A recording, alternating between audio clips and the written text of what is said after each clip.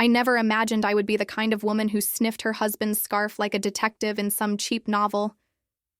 But there I was, alone in our cramped Chicago apartment on Christmas Eve, holding that wool scarf to my face while my heart shattered into 1,000 pieces. The perfume was unmistakable, expensive, floral, young, nothing like the drugstore lotion I had worn for 37 years.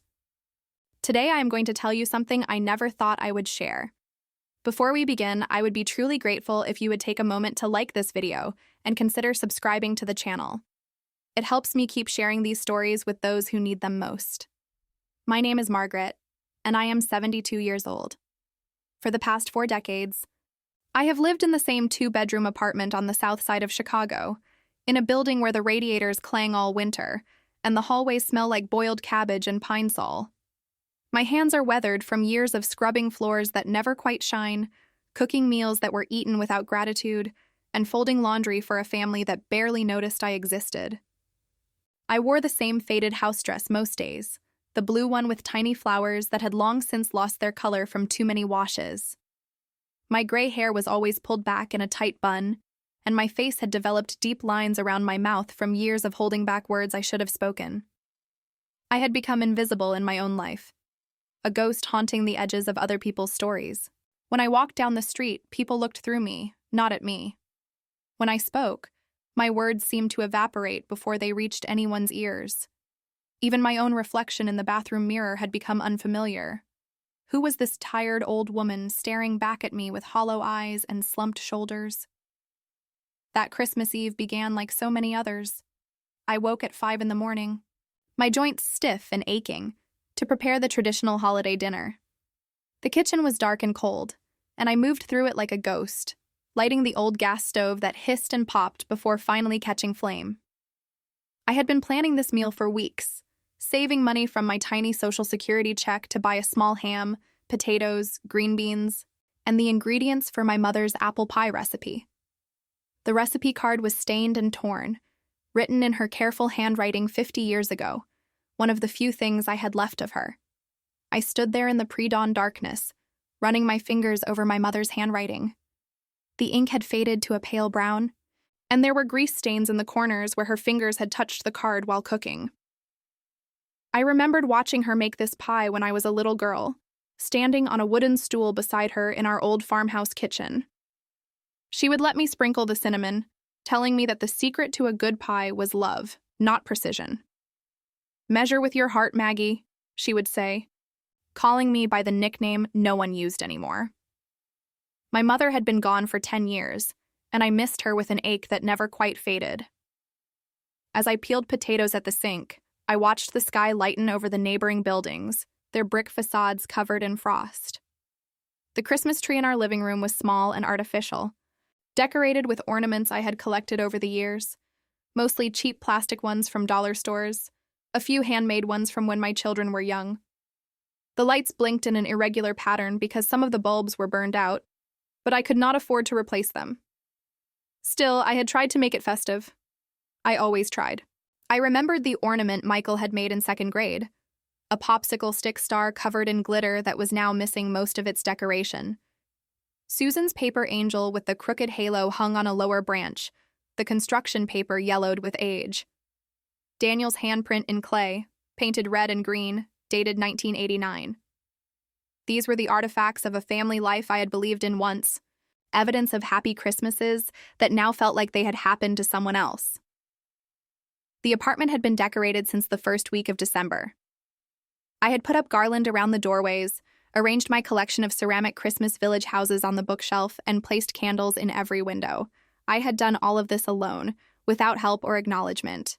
Richard had walked past my decorating efforts without comment, and when I had asked him if he liked the tree, he had grunted and returned to his newspaper. My husband Richard came into the kitchen around 7, dressed in his good coat and the scarf I had knitted him 3 years ago for his birthday. He poured himself coffee without offering to make me a cup, even though he could see I was elbow-deep in dishwater. His face was freshly shaved, and he smelled of aftershave, the expensive kind he had started buying 6 months ago, claiming it was on sale. But I knew our budget. There were no sales that good. I watched him from the corner of my eye as he doctored his coffee with sugar and cream, using the good china cup instead of his usual chipped mug. He was wearing cologne. When had he started wearing cologne? And his hair was different, styled with some kind of product that made it look thicker, younger. He had lost weight too, I realized. His face was leaner, his posture straighter. Richard was 74 years old, but standing there in our kitchen, he was trying to look 50. "I'll be late tonight," he said, not meeting my eyes. He stirred sugar into his coffee with deliberate slowness, the spoon clinking against the ceramic mug in a rhythm that felt like mockery. I dried my hands on my apron, feeling something cold settle in my stomach. "But it's Christmas Eve," I said, my voice coming out smaller than I intended. "The children are coming for dinner at 6. "Something came up at work," he said, still not looking at me. Year-end inventory. You know how it is. I did not know how it was. Richard had retired from the factory 2 years ago. There was no inventory, there was no work. But I said nothing because I had learned long ago that questioning Richard led nowhere good.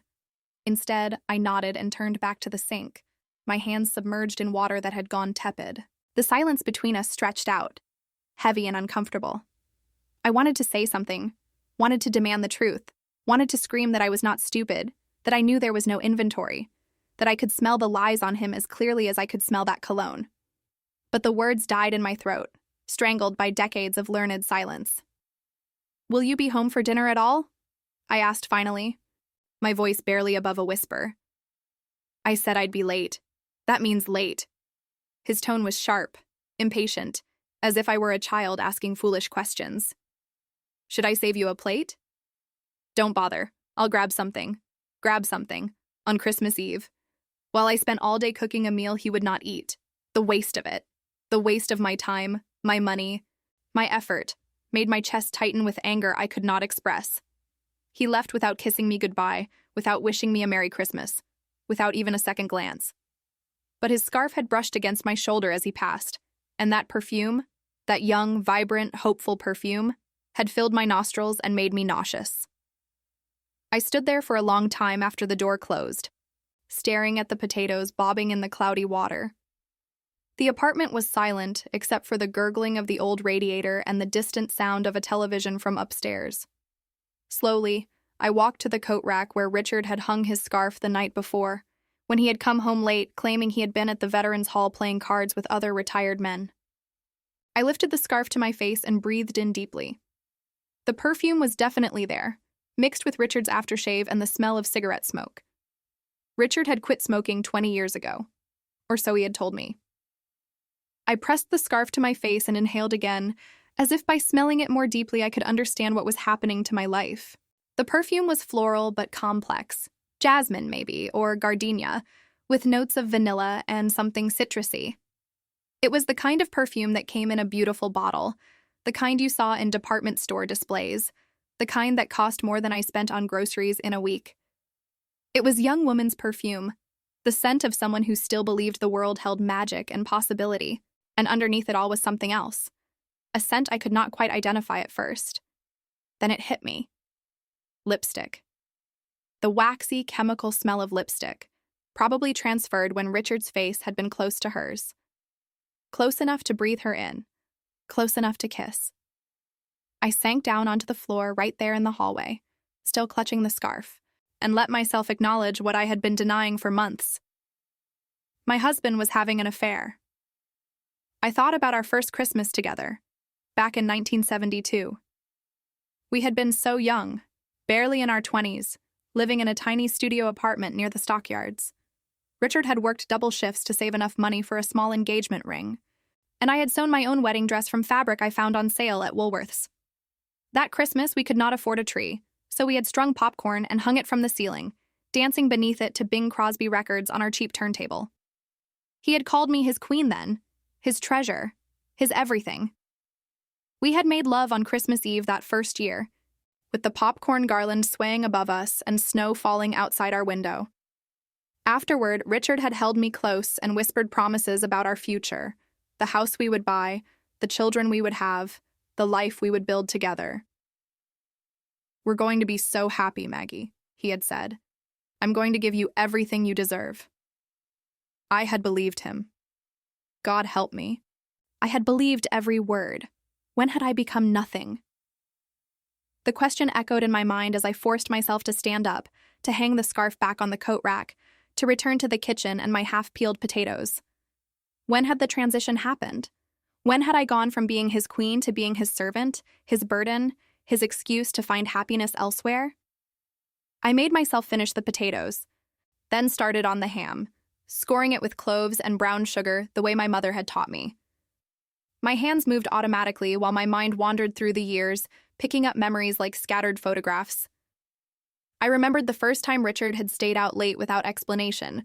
I had been pregnant with our first child, Michael, and terrified something had happened to him.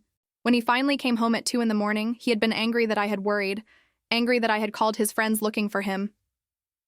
"A man needs space," he had shouted. "Stop suffocating me." I had apologized. I had always apologized. There had been other late nights over the years. Times when he came home smelling of beer and cigarettes. Times when he could not quite meet my eyes. Times when he picked fights over nothing so he could storm out of the apartment in righteous anger. I had made excuses for him. He was stressed about work, worried about money, dealing with his own father's death. I had convinced myself that this was just what marriage was like, that all couples went through rough patches, that love meant enduring and forgiving and never giving up. But what if I had been wrong? What if I had not been enduring love but enabling cruelty? What if my silence had not been patience but cowardice? The ham went into the oven, filling the apartment with the smell of cloves and brown sugar. I prepared the green beans, peeled more potatoes for mashing, made the pie crust from memory.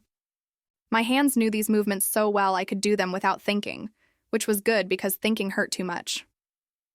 At noon, I took a break to eat a piece of toast and drink a cup of tea. The apartment was warm now from the oven, almost too warm, but I did not open a window. The cold outside felt too much like the cold inside my chest, and I could not bear to let more of it in. I sat at the kitchen table and looked around at the life I had built. The curtains I had sewn by hand, the tablecloth I had embroidered over the course of a winter, the dishes I had collected piece by piece from thrift stores, trying to find matching patterns. Everything in this apartment bore the mark of my labor, my care, my attempts to make something beautiful out of our limited means. And Richard had walked through it all without seeing, without appreciating, without even noticing.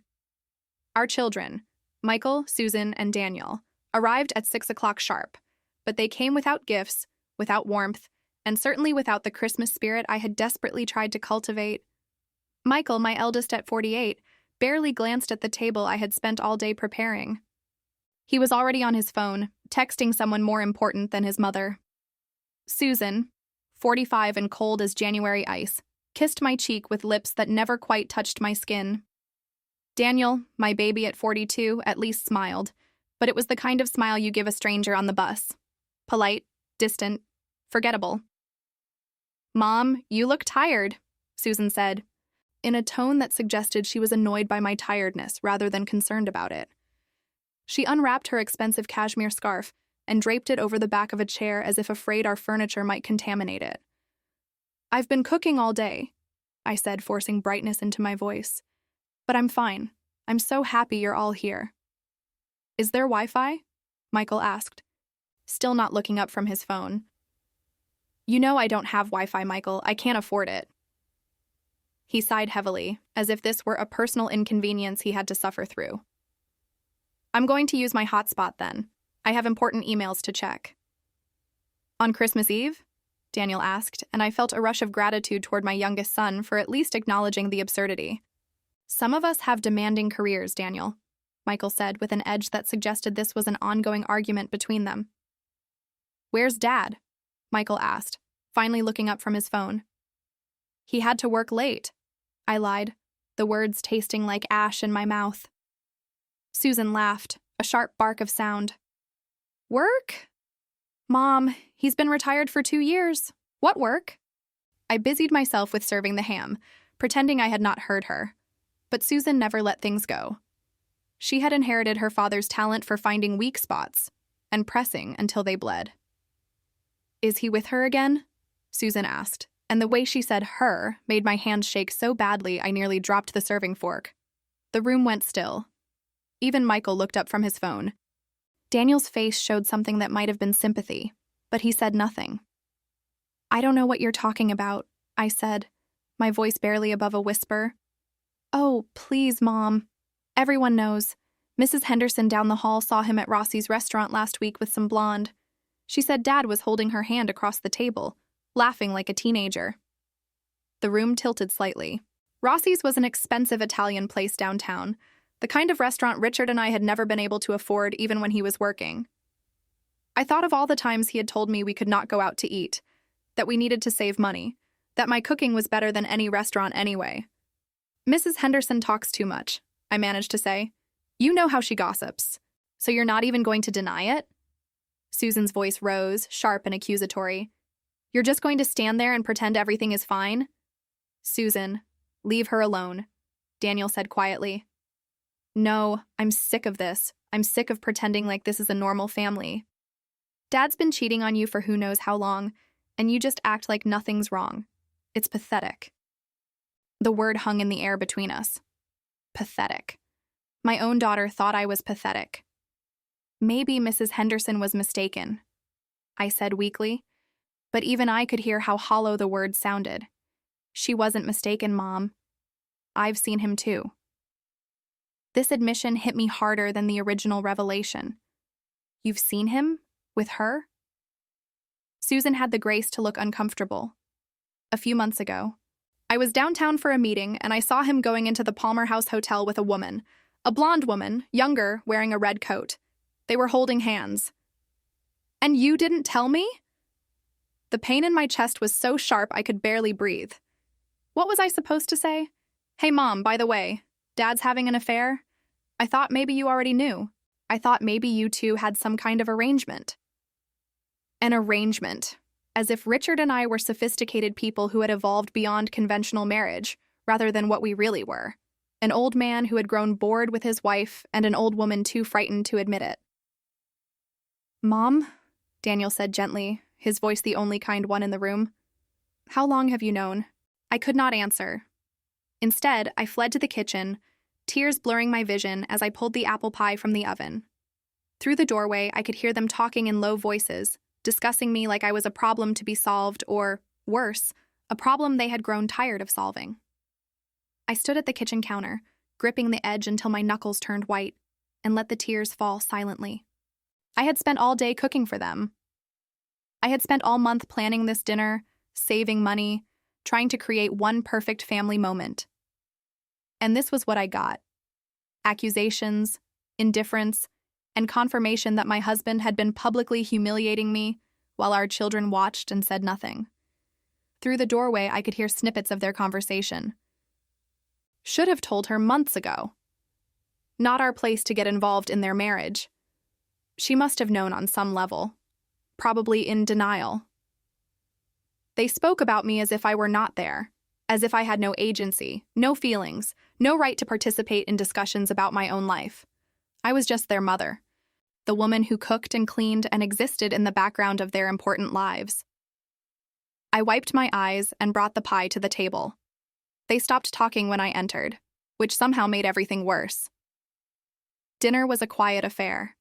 They ate mechanically, checking their phones, making small talk about their jobs and their own families I rarely saw, grandchildren I barely knew.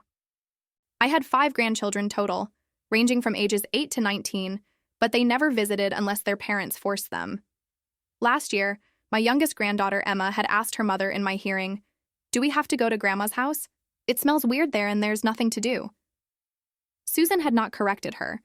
I tried to engage them in conversation, asking about their lives, their work, their children. Michael's responses were monosyllabic, his attention more on his phone than on me. Susan answered my questions with barely concealed impatience, as if talking to me was a chore she had to endure. Only Daniel made an effort, telling me about his new job, his son Tyler's progress in school, his recent vacation to Michigan. "That sounds wonderful," I said, genuinely interested. "Did you take pictures?" "Yeah, I can show you some." "Can we please talk about something important?" Susan interrupted. "I didn't drive all the way here to look at vacation photos." "What would you like to talk about, Susan?" I asked, trying to keep the hurt out of my voice.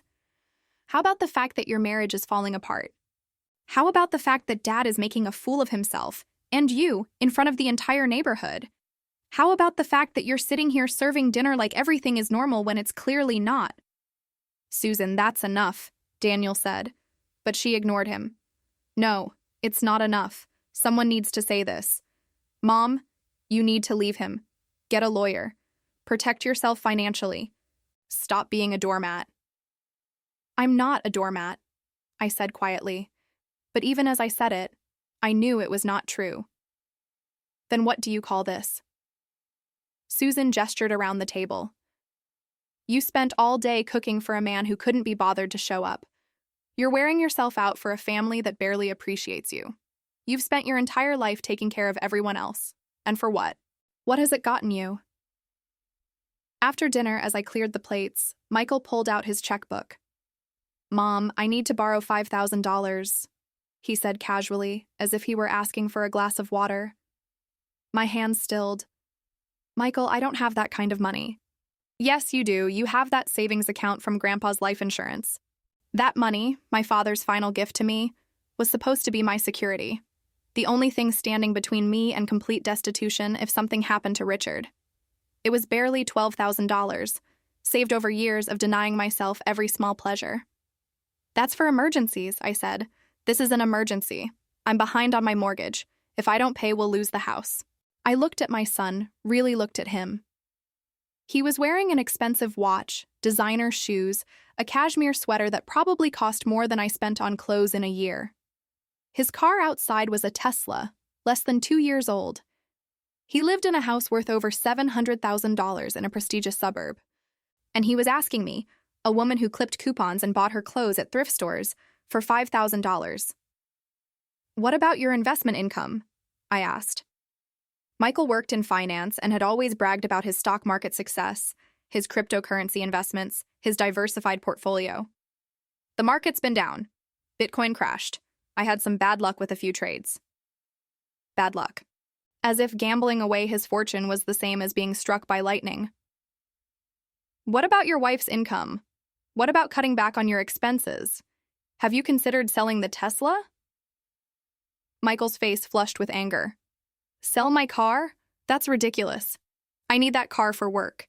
And Jennifer's income is already spoken for. The kids' private school, their music lessons, the club membership. We can't cut anything. But I can give up my security? I asked quietly. It's not the same thing, Mom. You don't have kids to support. You don't have expenses like we do. You're just sitting on that money. I can't, I said, my voice firmer than I expected. Michael's face hardened. After everything I've done for you, after all the times I've helped you figure out your bills, dealt with your landlord, fixed your computer, you've never done any of those things, I said quietly. I handle my own bills. My landlord and I communicate just fine, and I don't have a computer. The silence that followed was suffocating. Susan stood up, her chair scraping against the floor with an ugly sound. Well, this has been lovely, but we need to get going. Jim's parents are expecting us for dessert. Jim was Susan's husband, a successful lawyer who had never hidden his disdain for my family's modest circumstances. Their house in Evanston was worth over $1 million, filled with expensive furniture and original artwork. Susan had once invited me to visit, a decade ago, and I had felt like a stain on her perfect white couches. I had sat rigid on the edge of the sofa, afraid to touch anything, while Jim made barely veiled comments about people who don't understand money and the welfare mentality. Susan had not defended me. She had laughed along with her husband, as if I were not sitting right there, as if my feelings did not matter. On Christmas Eve? I asked. You're leaving on Christmas Eve? Mom, we have other obligations, Susan said, already putting on her coat. We can't spend every holiday here. You spent exactly 2 hours here, I said, hearing the desperation creep into my voice. You barely touched your food. You didn't even ask how I've been. How have you been, Mom? Daniel asked, and I could see he genuinely wanted to know, but it was too late. The moment had passed. I'm fine, I lied. I'm always fine. They left within minutes, leaving behind half-eaten pie and a table full of dishes. I stood at the window and watched them get into their expensive cars. Michael's new Tesla, Susan's Mercedes, Daniel's BMW. I had helped buy all of those cars with loans I had given them over the years, loans they had never repaid. I had given Michael $10,000 for his Tesla down payment. I had given Susan $15,000 to help with her daughter's private school tuition. I had given Daniel $8,000 to cover his divorce attorney's fees. None of them had ever said thank you. I watched their taillights disappear into the snowy night, and something inside me cracked. Not broke. Breaking would have been dramatic, cathartic. This was quieter, more insidious. A fissure opening in the foundation of who I thought I was. I washed dishes until my hands were raw and wrinkled. The clock on the wall ticked past 9, then 10, then 11. Richard did not come home. I sat in my worn armchair by the window, watching the street below. It had started to snow, fat flakes that caught the streetlights and made the city look almost beautiful. Across the street, I could see into the warm windows of other apartments. Families gathered around tables, children playing with new toys, couples embracing. In one window, I could see an elderly couple slow dancing in their living room, the lights of their Christmas tree twinkling behind them. The man's hand was on the small of the woman's back, and her head rested on his shoulder. They swayed gently to music I could not hear, and the intimacy of the moment made my chest ache with longing. That could have been us, I thought. That should have been us. At midnight, I heard Richard's key in the lock. He stumbled in, and I could smell whiskey along with that perfume. He did not seem surprised to see me awake. "Merry Christmas," I said. He grunted and headed toward the bedroom. "Richard," I said, my voice steady despite the trembling in my hands. "Who is she?" He stopped, his back to me. For a long moment, he said nothing. I could see his shoulders tense, his hand grip the doorframe. Then he turned, and I saw something in his face I had never seen before. Not guilt, not shame, but relief. Relief that he had been caught, that the pretense was finally over. "Her name is Linda," he said. "She's 42. She works at the library. She makes me laugh." Each word was a knife. 42, the same age as our youngest son. The library, where I had begged Richard to take me for years, wanting to join a book club, to meet people, to have something of my own. She makes me laugh, as if I had never made him laugh, as if our entire history together was nothing but solemnity and sorrow. "How long?" I asked. 8 months. 8 months. While I had been scraping together money for Christmas dinner, he had been taking another woman to expensive restaurants. While I had been alone in this apartment, he had been laughing with someone young enough to be his daughter. "Do you love her?" The question came out before I could stop it. Richard shrugged, and somehow that was worse than any answer he could have given. "I don't know. She makes me feel young again. She doesn't nag. She doesn't ask me where I've been or who I've been with. She lets me breathe." The irony of this statement was almost funny. I did not nag. I rarely asked questions. I had spent our entire marriage trying not to burden him with my needs or feelings, and still, it was not enough. "I made you feel suffocated?" I asked. "By cooking your meals and cleaning your home and raising your children. By giving up my career to support yours. By forgiving you every time you stayed out late or forgot my birthday or made me feel small." "You chose to do those things," he said. "I never asked you to sacrifice yourself." The words hung in the air between us, and I realized with sudden clarity that he actually believed this. In his mind, my decades of service had been my choice, my burden to bear. He had simply been the recipient of my generosity, under no obligation to reciprocate or even acknowledge what I had given up. "I wanted to be a teacher," I said quietly. "Did you know that? Before we got married, I was studying education. I wanted to teach elementary school, to help children learn to read. I was good at it too. My professors said I had a gift."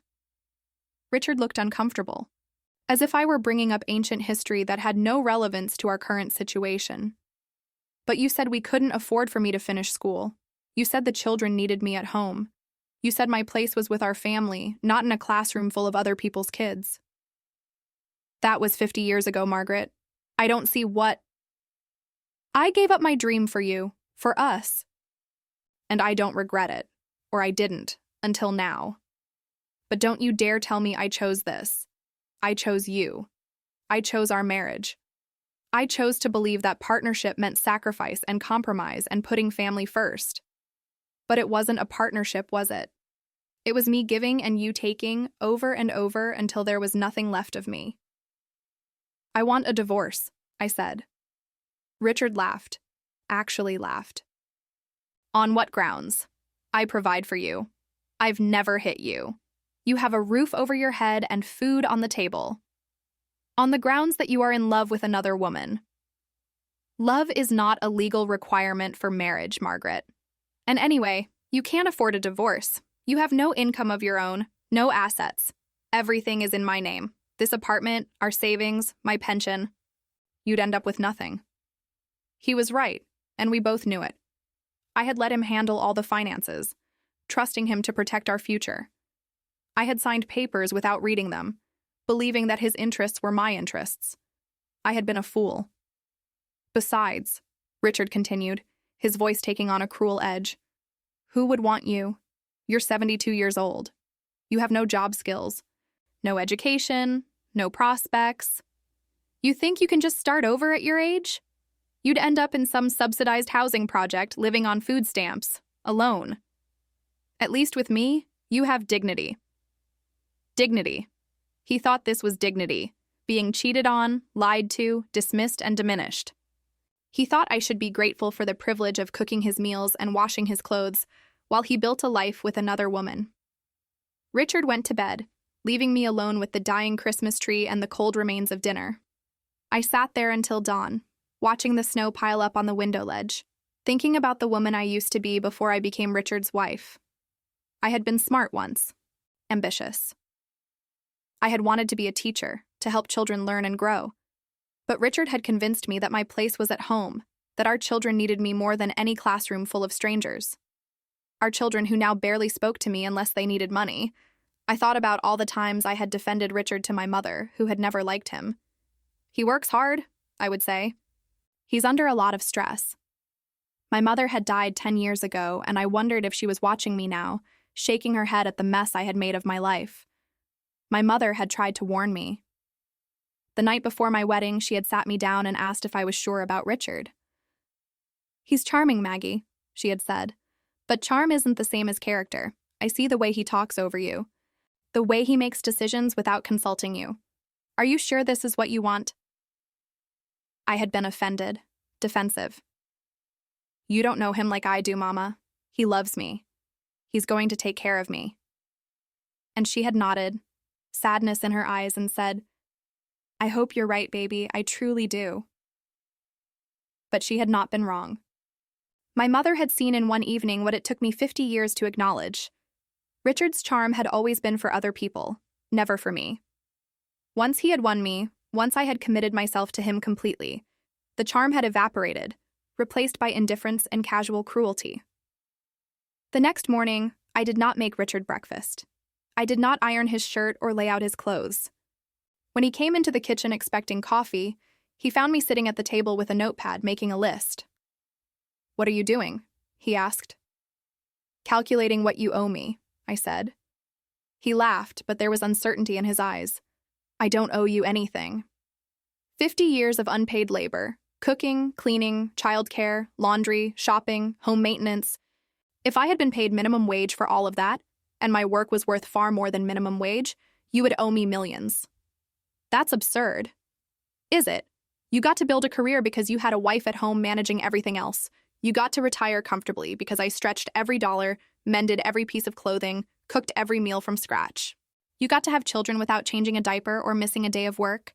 I provided services that would have cost you hundreds of thousands of dollars if you had to pay for them. So no, Richard, it's not absurd. It's math. He stared at me as if I were speaking a foreign language. You're being ridiculous. Maybe, but I'm done being silent. Over the next several days, I went through every box, every drawer, every folder in our apartment. I found receipts for jewelry I had never received, for weekend trips I had never taken, for dinners at restaurants I had never heard of. I found bank statements showing withdrawals from our joint account that I could not explain, thousands of dollars, gone to fund Richard's new relationship while I had been darning socks and shopping at thrift stores. I also found something else. Tucked in the back of Richard's desk drawer was a life insurance policy, taken out 25 years ago when the children were young. The beneficiary was listed as me, and the payout was $250,000. It was not a fortune by any means, but it was enough. Enough to leave. Enough to start over. Enough to finally put myself first. But I was not quite ready to take that step. First, I needed to understand the full scope of what I was dealing with. I sat at my kitchen table for 3 days, going through every document, every receipt, every bank statement I could find. I made lists. I took notes. I documented everything with the meticulous care of someone building a legal case, because that was exactly what I was doing. On the 4th day, I hired a private investigator, a kind woman named Rosa, who had advertised in the back of a community newspaper. I called her from a payphone 2 blocks from my apartment, afraid somehow that Richard might be monitoring our home phone. The paranoia felt ridiculous, but then again, I had been married to a man for 50 years without knowing who he really was. What else had I been blind to? Rosa met me at a diner near her office. She was in her 50s, with salt and pepper hair pulled back in a no-nonsense ponytail and eyes that had seen too much human ugliness to be shocked by anything. She ordered coffee and listened to my story without interrupting, taking occasional notes in a small leather notebook. "How long have you suspected?"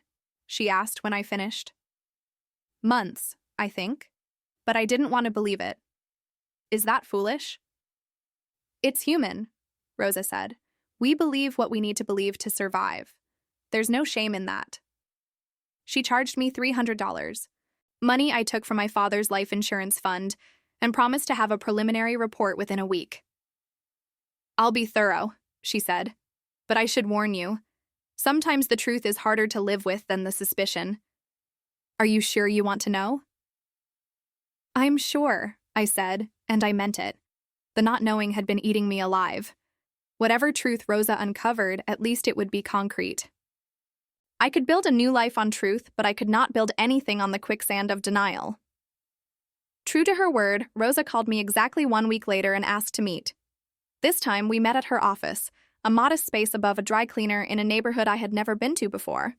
She had a thick folder waiting for me. Within that folder was confirmation of everything I already knew and revelation of things I had not imagined. Linda was not the first. There had been others over the years, women Richard had met at bars, at the grocery store, even at our own church. The affairs had never lasted long, Rosa said, usually just a few months before Richard grew bored and moved on. But Linda was different. Richard had opened a joint bank account with her. He had co-signed a lease on a condo in Lincoln Park. He was, in effect, living a double life, and he had been using our marital assets to fund it. Rosa showed me photographs she had taken, Richard and Linda holding hands on Michigan Avenue, Richard and Linda kissing outside her apartment building, Richard and Linda shopping for furniture at a store I could never afford. In the photos, Richard looked happier than I had seen him in decades. His face was animated, his posture relaxed. He looked at Linda the way he used to look at me in those early days, with attention and interest and desire. "I'm sorry," Rosa said as I stared at the photographs. "I know this is hard." "How much?" I asked. "How much has he spent on her?"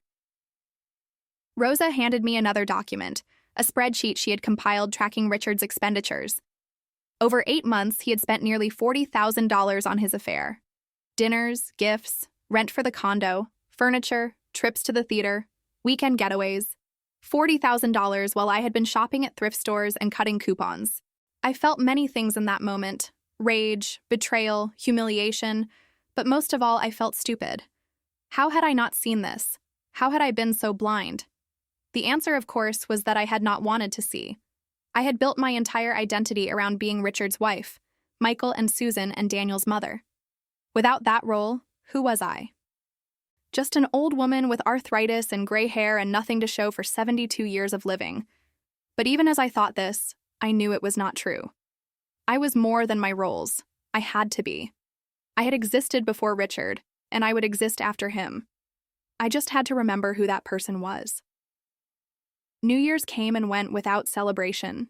Richard spent it with Linda, not bothering to lie about where he was going. I spent it alone, eating leftover ham and watching the ball drop on television. At midnight, I made a resolution. I would not spend another year being invisible. On January 2nd, I did something I had never done in my entire marriage. I said no. Michael called asking for another loan. His mortgage was still behind, he said, and the bank was threatening foreclosure. He needed $10,000 this time. Please, Mom, I'm desperate. No, I said. There was a long silence. What? No, I'm not giving you any more money. Mom, I'll pay you back, I promise. You said that last time, and the time before that, and the time before that. You've never paid me back, Michael. Not once. I can't believe you're doing this to me, to your own son, after everything I've done for you. What have you done for me, Michael? Tell me. One thing. He could not answer. After a moment, he hung up. Susan called the next day, furious. Michael had apparently told her about my refusal to lend him money, and she felt compelled to intervene. Mom, what is wrong with you? Michael is family. We help family. Family helps family, I agreed, but it seems to only go one direction. You're being selfish. And honestly, you're being ridiculous. You're sitting on all that money from Grandpa, and Michael is about to lose his house. Michael makes 3 times what your grandfather ever made in his best year. If Michael is about to lose his house, it's because he made bad decisions with his money. How dare you judge him? You've never worked a real job in your life. You don't understand the pressures he's under. You're right, I said. I've never worked a real job. I only raised 3 children, managed a household on poverty wages, and kept your father fed and clothed for 40 years. That's not real work at all. Susan sputtered, searching for a response. When she found none, she said something that revealed more than she intended. Fine. If that's how you want to be, don't expect us to take care of you when you're old and sick. Susan, I said gently, I'm already old. And when have you ever taken care of me? She hung up without saying goodbye. Only Daniel called to check on me without asking for anything. Mom, are you okay? Susan said you were acting strange. I'm acting like someone who's tired of being used, I said. I get it, he said. And for what it's worth, I think you're right. We've all taken advantage of you. I have too. I'm sorry. Those 2 words, I'm sorry, meant more than he could know. They did not fix anything, but they were honest. And honesty was something I had been starved for. Thank you, Daniel, I said. If you need anything, I'm here. Not money, he added quickly, just if you need someone to talk to. After I hung up, I cried. Not sad tears this time, but something else. Relief, maybe, or the beginning of release. That night, I sat down and wrote a letter to Richard. I told him I knew everything, about Linda, about the money, about the apartment. I told him I wanted a divorce, and that I had already consulted with a lawyer who was willing to take my case pro bono after hearing my story. I told him that if he did not agree to a fair settlement, I would make sure everyone knew what he had done. His friends at the Veterans Hall, our neighbors, our children, Linda's employer. I was not proud of threatening him. But I had learned something important. Men like Richard only responded to power, and I had finally found mine. I left the letter on his pillow and went to stay with my neighbor, Mrs. Thompson, who lived 2 floors down. She was 83, a widow who had been alone for 15 years since her husband died. She welcomed me into her small, tidy apartment and made me tea without asking questions. I always wondered when you'd wake up, she said finally, pouring honey into my cup. You knew? I asked. Honey. Everyone knew. We just didn't think it was our place to say anything. But I'm glad you finally saw it for yourself. We talked late into the night, and Mrs. Thompson told me her own story. Her husband had been a gambler, drinking away their money and leaving her with nothing but debt when he died. She had worked as a cleaning lady until she was 75, scraping together enough to keep her apartment and maintain her dignity. But you know what? She said. Those years after he died were the best years of my life. I had freedom. I had peace. I had myself back. I wanted that. I wanted myself back. Mrs. Thompson became my refuge over the next few weeks. Her apartment was smaller than mine, but somehow felt larger. Maybe because it was filled only with things she loved: books, plants, photographs of her children and grandchildren who actually visited her. She showed me how she had organized her life as a single woman, how she budgeted her limited income, how she found joy in small things. "You have to build a life that's yours," she told me one afternoon as we sat drinking tea and watching the snow fall outside. "Not a life that's defined by your relationship to other people. Not mother, not wife, not caregiver, just you. What do you like? What makes you happy? What would you do if no one was watching or judging?" I realized I did not know the answer to those questions. I had no idea what I liked because I had never had the luxury of exploring my own preferences. My life had been about anticipating and meeting other people's needs. "I used to like reading," I said slowly. "Before I got married, I read all the time. Novels, mostly. I loved getting lost in other people's stories." "When's the last time you read a book just for pleasure?" I could not remember. "Come on," Mrs. Thompson said, standing up with surprising energy for an 83-year-old woman. She led me to her bookshelf, which was crammed with paperbacks. "Pick one, anyone. Consider it the first step in your new life." I chose a novel about a woman who leaves her marriage and travels across Italy. It seemed appropriate. Richard responded to my letter not with contrition but with rage. He showed up at Mrs. Thompson's door at 2 a.m, pounding and shouting until other neighbors came out and threatened to call the police.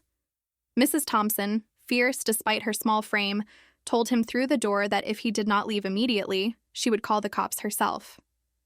"You can't do this, Margaret," he shouted. "You need me." But I did not need him. That was the revelation that had taken me 72 years to reach. I did not need Richard. I had never needed Richard. I had needed to believe I needed him because the alternative, that I had wasted my life on a man who did not value me, was too painful to contemplate. But now I was ready to contemplate it. I was ready for the pain if it meant finding truth on the other side. The divorce took 6 months to finalize, and they were 6 of the hardest months of my life. Richard fought me on everything: the division of assets, the alimony, even the furniture. He contested every claim, disputed every document, challenged every statement. His lawyer was expensive and aggressive, exactly the kind of legal representation Richard had always told me we could never afford. Now I knew where that money had gone. But my lawyer, a young woman named Jennifer, who reminded me of the person I might have been if I had chosen differently, was relentless. Jennifer had taken my case through a legal aid clinic after hearing my story from Rosa, who apparently knew everyone in Chicago's network of women helping women. Jennifer was 32, recently divorced herself, and she fought for me with a ferocity that felt both professional and deeply personal. "He doesn't get to do this," Jennifer said during one particularly difficult negotiation session. "He doesn't get to steal from you for 50 years and then walk away with everything. Not on my watch." She uncovered the joint account with Linda, the condo lease, the credit cards Richard had taken out in both our names to fund his affair. She documented every penny he had stolen from our marriage and demanded it back. She deposed Richard, questioned his financial records, subpoenaed bank statements going back 5 years. She was thorough and unrelenting, and Richard's lawyer, accustomed to bullying elderly women into accepting unfair settlements, found himself outmatched. The court dates were excruciating. I had to sit in the same room as Richard, listening to his lawyer paint me as a bitter old woman trying to punish her husband for imagined slights. They tried to argue that the money Richard had spent on Linda was his to spend, that as the primary breadwinner, he had earned the right to make financial decisions without my input. They suggested I was mentally unstable, that I was making up allegations of infidelity, that I was being manipulated by a radical feminist lawyer who was using me to advance her own agenda. Jennifer demolished every argument. She presented Rosa's photographs. She showed the judge bank records with clearly documented transfers to Linda's account. She had testimony from Mrs. Henderson and other neighbors who had witnessed Richard's affair. She even tracked down 2 of Richard's previous affairs, women who were willing to testify that Richard had a pattern of deception and financial exploitation. By the 4th month, Richard's lawyer advised him to settle. By the 5th month, we were negotiating terms. By the 6th month, it was over. Jennifer worked with a fierce dedication that surprised me. "Why are you helping me?" I asked her once. "I can barely pay you." "Because I've seen this story too many times," she said. "Women who give everything and end up with nothing. Someone has to fight for you, Mrs. Patterson. And if you won't fight for yourself, then I will." In the end, Richard agreed to give me half of everything, plus spousal support for the rest of my life. It was not enough to make me wealthy, but it was enough to survive, to live independently, to finally exhale. The settlement gave me $40,000 immediately. Richard's affair expenses recovered. The money felt bitter in my hands. Payment for humiliation. But I took it. I had earned it. The children's reactions were mixed. Michael stopped speaking to me entirely, blaming me for his financial troubles, even though his financial troubles had nothing to do with me. Susan called once to tell me I had embarrassed the family and then never called again. But Daniel started visiting regularly, bringing his teenage son with him. My grandson Tyler was 16 and awkward and kind. He helped me set up a smartphone and taught me how to use social media. "Grandma, you're kind of a badass," he said one afternoon as we sat in my new apartment. A small one-bedroom in a nicer neighborhood, with windows that actually opened and a kitchen that did not smell like gas. "Language," I said automatically, but I was smiling. Through Tyler, I reconnected with the world I had been shut out of for so long. I joined a book club at the local library, the same library where Linda worked, though we never spoke. I started taking a watercolor painting class at the senior center. I even went on a few dates, though none of them went anywhere. I was not looking for another Richard. I was looking for Margaret. The painting class became my sanctuary. Our instructor, a retired art teacher named Ms. Chen, had a gentle way of correcting our mistakes without making us feel inadequate. "There are no mistakes in art," she would say, "only opportunities to try something different." I had no talent for painting, but I loved the process, the feel of the brush in my hand, the way colors bled into each other on wet paper, the meditative focus it required. For 2 hours every Tuesday and Thursday, I thought about nothing but mixing colors and making marks on paper. It was the closest I had felt to peace in decades. The second twist came in March, nearly 3 months after the divorce was finalized. I was at the grocery store comparing prices on canned tomatoes when I heard a familiar voice behind me. "Margaret?" I turned to find Linda standing there, her shopping basket filled with organic vegetables and expensive cheese. She looked nervous, younger than I had imagined, with blonde hair and blue eyes and the kind of hopeful face that had probably made Richard feel like a king. "I'm sorry," she said immediately. "I didn't know. About you, I mean." Richard told me he was divorced. He said his ex-wife had moved to Arizona. I had no idea he was lying until the lawyer contacted me about the joint account. I believed her, which surprised me.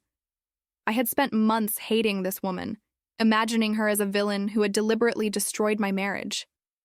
But looking at her now, I saw only another victim of Richard's selfishness. "Did he leave you too?" I asked. She nodded, tears gathering in her eyes. Once he had to close the joint account and couldn't pay for the condo anymore, he said he needed to reassess his priorities. That's the exact phrase he used. Like I was a stock option that wasn't performing well. We stood there in the canned goods aisle, 2 women who had both loved the same worthless man, and something unexpected happened. We laughed. It started as a small chuckle and grew into full-bodied laughter that made other shoppers stare. "I'm sorry," Linda said again when we had composed ourselves. "Don't be," I said. "You taught me something important." "What's that?" "That it was never about me. Richard's cruelty, his cheating, his lies, none of it was because I was insufficient. He would have treated anyone the same way, even you." Linda nodded slowly. "That's actually really helpful. Thank you." "Can I ask you something?" I said. "Of course." "Did he ever talk about me? About our marriage?" Linda looked uncomfortable, but answered honestly. "He said you had grown apart, that you were more like roommates than spouses, that you didn't understand him anymore." "Did he tell you that I begged him to go to marriage counseling? That I tried for years to get him to talk to me, To tell me what he needed to let me in? No, Linda said quietly. He didn't mention any of that. Of course he didn't, because then he would have been the villain in the story, and Richard only casts himself as the hero. We parted ways at the checkout, and I never saw her again. But that conversation changed something in me. I stopped wondering what I had done wrong, stopped replaying my mistakes, stopped blaming myself for trusting someone who was untrustworthy. Richard's failures were his own, and I was no longer willing to carry them. Summer came, and with it, an unexpected opportunity. Mrs. Thompson's daughter invited us both to visit her in Seattle for 2 weeks. I had never been to Seattle, had barely been outside of Illinois. The thought of getting on a plane terrified me. But I said yes anyway. The flight itself was an adventure. I had not flown since my honeymoon, a quick trip to Niagara Falls that seemed like ancient history now. Tyler helped me book the ticket online and explained how airport security worked. "Don't worry, Grandma," he said. "You'll be fine. Just follow the signs and don't say anything about bombs." Why would I say anything about bombs? Exactly. You'll be perfect. Seattle was gray and green and beautiful. Mrs. Thompson's daughter, Patricia, lived in a house overlooking Puget Sound, and every morning I woke to the sound of seagulls and the smell of salt water. Patricia took us to Pike Place Market, where vendors shouted and threw fish, and the flowers were so bright they hurt my eyes. We rode a ferry to Bainbridge Island and ate fresh oysters at a restaurant on the pier. We visited the Space Needle and the Chihuly Garden and Glass, where I stood in front of a massive glass sculpture and cried at its terrible beauty. "Are you okay?" Mrs. Thompson asked. "I'm happy," I said, and realized it was true. On our last night in Seattle, Patricia threw a small dinner party. Her friends were artists and teachers and social workers, people who talked about books and politics and ideas. They asked me questions about my life, my interests, my opinions. They listened when I spoke. It was intoxicating. One woman, a retired professor named Dr. Chen, told me about a community college program that offered free classes to seniors. "You should take a class," she said. "It's never too late to learn something new." When I returned to Chicago, I enrolled in an Introduction to Psychology course. On the first day, I was the oldest person in the classroom by at least 30 years. The other students, kids really, 18 and 19, looked at me with curiosity but no judgment. The professor, a woman in her 40s, smiled when she saw me. "Welcome," she said. "I'm glad you're here." I had not realized how much I had missed learning until I was sitting in that classroom again, taking notes, asking questions, engaging my mind in ways I had not done since I was a young woman. The subject matter fascinated me: how people think, why they behave the way they do, what drives them to hurt or help each other. I understood Richard better after that class, but more importantly, I understood myself. By fall, I had completed 3 courses and was considering enrolling in a degree program. Tyler thought I was crazy. "Grandma, you're 73. Why do you need a degree?" "Because I want one," I said simply. Daniel was more supportive. He had started bringing Tyler to visit every Sunday, and we would have dinner together. Nothing fancy, just pasta or roasted chicken, but made with care and eaten with conversation. Tyler told me about his girlfriend troubles and his college applications. Daniel told me about his job and his new relationship with a woman named Grace. I told them about my classes and my book club and the trip I was planning to New York City in the spring. "You're different, Mom," Daniel said one evening. "Happier." "I'm free," I said. In November, almost a year after that terrible Christmas Eve, I received a phone call from Michael. I almost did not answer, but something made me pick up. "Mom," he said, his voice rough, "I need to talk to you." I braced myself for another request for money, another guilt trip, another manipulation. But instead, Michael said something I never expected. "I'm sorry." I said nothing, waiting. I was wrong. About everything. About how I treated you, about the money, about blaming you for my problems. Susan and I had a fight last week, and she said some things that made me realize. "We've been horrible to you. I've been horrible to you." "Yes," I said. "You have. I don't expect you to forgive me. I just wanted you to know that I see it now. I see what we did. What I did. We talked for an hour, and for the first time in his adult life, Michael listened. He asked about my divorce, my new apartment, my classes. He told me about his own struggles. The foreclosure had gone through, and he and his family had moved into a rental. He had declared bankruptcy and was slowly rebuilding. The experience had humbled him. "I understand if you don't want a relationship with me," he said at the end of the call. "I do want a relationship with you," I said, "but it has to be different. It has to be real." "Okay," he said. "I'd like that." Susan never called. I heard through Daniel that she and her husband had separated. Something about his gambling debts and her alcohol problem. Their perfect life had not been so perfect after all. I felt no satisfaction in this, only sadness that she was learning the same hard lessons I had learned. Christmas came again, 1 year after that horrible night with the perfume-scented scarf. This time, I spent it differently. Daniel, Tyler, and Grace came to my apartment in the afternoon. Michael came alone. His wife had taken the kids to her parents' house, he explained, which was probably for the best given the circumstances. We did not talk about the past. We talked about the present, about Tyler's acceptance to Northwestern, about Daniel's promotion, about Michael's new job as a financial advisor helping people avoid the mistakes he had made. I served a simple meal: roast chicken, mashed potatoes, green beans. No one complained. No one checked their phones. No one asked me for money. After dinner, Michael helped me wash dishes while the others watched a movie in the living room. We worked in comfortable silence for a while, and then Michael said, "I looked at the account statements from before, the ones the lawyer showed us during the divorce. Dad took over $100,000 from your joint account over the years. Money you had saved, money Grandpa had left you. Did you ever get any of that back?" "Some," I said. "Enough." "It's not right," Michael said. "He stole from you." "Yes," I agreed. "He did. But I'm not interested in revenge anymore. I'm interested in living." Michael nodded, scrubbing a pan with more force than necessary. "I want to pay you back. The loans you gave me. It'll take time, but I want to do it." "Michael, that's not necessary." "It is for me. Please, let me try to make this right." I agreed because I could see he needed it, not for me, but for himself. And maybe that was progress. Michael recognizing that his actions had consequences, that relationships required reciprocity. At the end of the evening, as everyone was leaving, Tyler hugged me tight.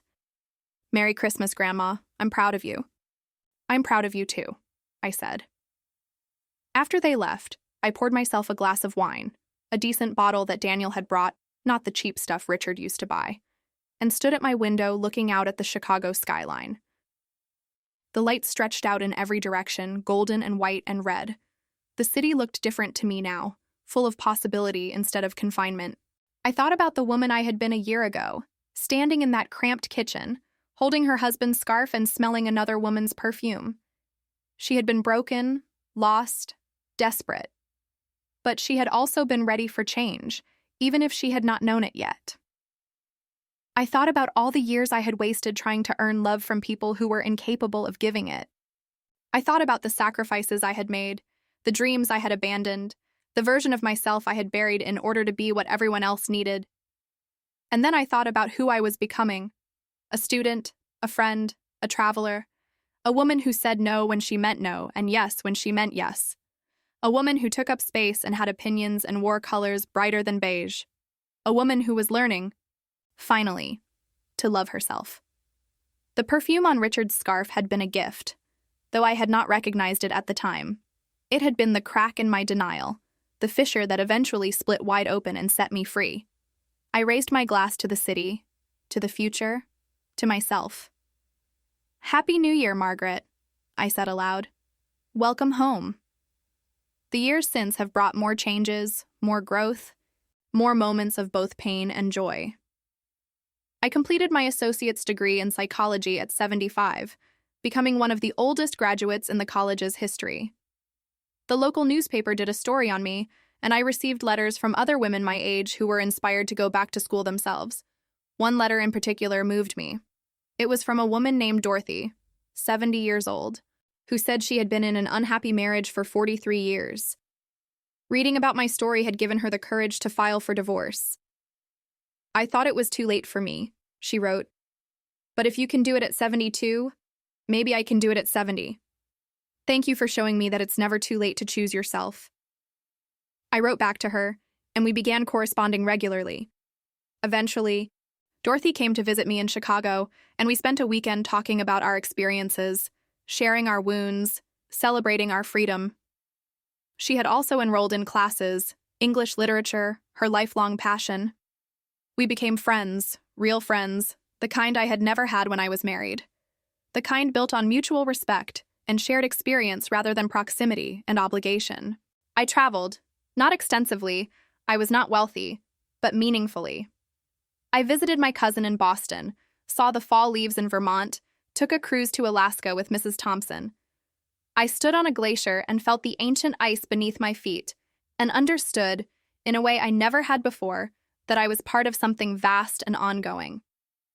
The Alaska trip was transformative. Standing on that glacier, surrounded by ice that had been forming for thousands of years, I felt my problems shrink to their proper size. My failed marriage, my difficult children, my wasted years, they were real and painful, but they were also just one small thread in the vast tapestry of human experience.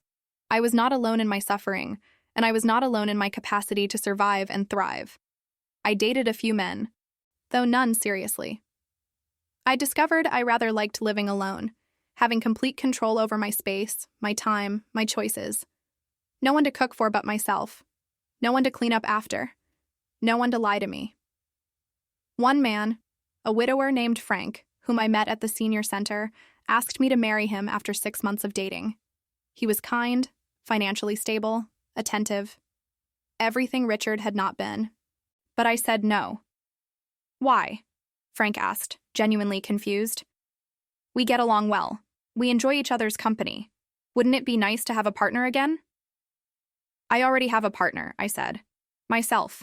And I'm not ready to give that up." Frank was disappointed but respectful.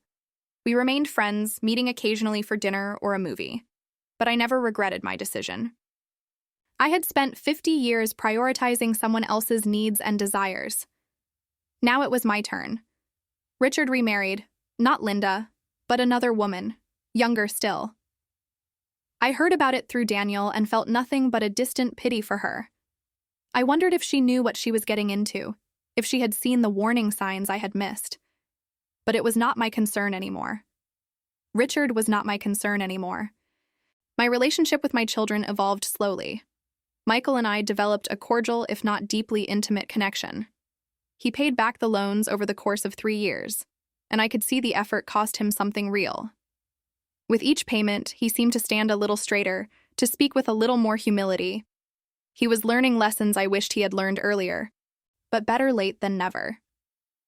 Susan and I spoke occasionally, though she never apologized. I accepted this. Some people cannot admit they were wrong, and I was no longer willing to wait for her to change. Our conversations were superficial, brief. She told me about her divorce, her new job, her daughter's acceptance to college. I listened without offering advice or judgment. We would never be close, and I had made peace with that. But with Daniel and Tyler, I found something genuine. We had dinner together every week. We celebrated holidays and birthdays. We talked about real things: politics, philosophy, fears, hopes. Tyler graduated from Northwestern and got a job in Chicago, and he would stop by my apartment randomly with takeout food or a new book he thought I would like. On my 80th birthday, they threw me a party at Daniel's house. The guests included Mrs. Thompson, my classmates from college, my book club friends, Dr. Chen from Seattle, who had become a pen pal, Dorothy, and several other women I had met through my new life. There was a cake and flowers and people who genuinely cared about me. As I looked around the room, I thought about the question that had haunted me for so long. Who was I without Richard, without my role as mother and wife? I had been terrified of the answer, but now I knew. I was Margaret, just Margaret, and that was enough. At the end of the party, Tyler asked me what the best part of getting older was. I thought about it for a moment. "The freedom," I said. "When you're young, you worry so much about what people think, about doing the right thing, about being liked. But when you get old, You realize none of that matters. The only thing that matters is being true to yourself. Even if it means being alone? He asked. Being alone is not the same as being lonely, I said. I was lonelier in my marriage than I've ever been since. Tyler nodded thoughtfully. I hope I can be as brave as you when I'm older. You can be brave now, I said. You don't have to wait until you're 80. That night, after everyone left and I was alone in my apartment, I pulled out the old photo from my first Christmas with Richard. The two of us young and hopeful, dancing under popcorn strings because we could not afford a real tree. I looked at that young woman and felt a deep compassion for her. She had not known what was coming. She had believed in fairy tales and happy endings and the power of love to overcome all obstacles. I did not blame her for her naivety. I thanked her for her strength, for surviving, for eventually finding the courage to leave. And then I put the photo away, not in anger but in acceptance. That woman was part of my history, but she was not my future. My future was mine alone to write. Now, as I sit here sharing this story with you, I am 82 years old. My hands shake more than they used to, and my knees complain when I climb stairs. But I am happier than I have ever been. I wake up each morning grateful for another day of freedom, another day of being myself. The perfume on that scarf was the beginning of my liberation, though I could not have known it at the time. It was the moment when I could no longer pretend, could no longer hide from the truth. And once I stopped pretending, once I opened my eyes to reality, I had to make a choice. To stay or to go, to remain small or to finally take up space. I chose myself, and in doing so, I found myself. The lesson I have learned, the one I want to share with anyone listening who might need to hear it, is this. It is never too late to start over. It is never too late to say no. It is never too late to choose yourself. You are not too old. You are not too broken. You are not too far gone. You are exactly where you need to be to begin again. Have you lived something like this? Or do you know someone who has? I would love to hear your story in the comments below. And if this message touched your heart in any way, please like this video and subscribe to the channel. Your support helps these stories reach the people who need them most. People who are sitting alone right now, wondering if change is possible, wondering if they have the strength to choose themselves. You do. I promise you, you do.